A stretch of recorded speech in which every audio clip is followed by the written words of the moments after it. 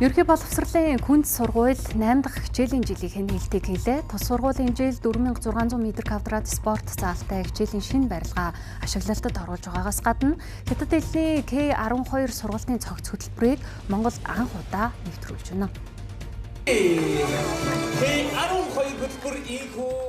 K12 хөтөлбөр нь Хятад хэлийг олон улсын стандартад нийцүүлэн системтэйгээр заах, мөн сурах боломжийг олгодог.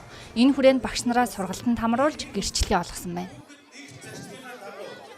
K12 хөтөлбөр бол дэлхийн хэмжээнд бол Монгол улсад хамгийн анх нь нэвтэрч байна.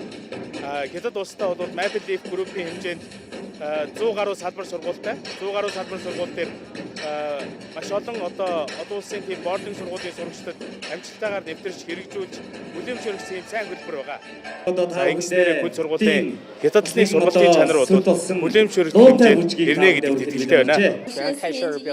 Миний бие хүн сургуулийн нээлтийн үйл ажиллагаанд оролцож файз гартуулах зорилгоор Монголд ирсэн. Тус сургууль хос хэлээр үйл ажиллагаа явуулдаг. Сургуулийн чанар, багш, боловсон хүчний чадвар сайн зэрэг нь Хятадын K12 хөтөлбөрийг хэрэгжүүлэгч сургуулиар сонгох шалтгаан болсон. Хүн сургуулийг цаашид K12 хөтөлбөрийг дэлгэрүүлнэ гэдэгт итгэлтэй байна.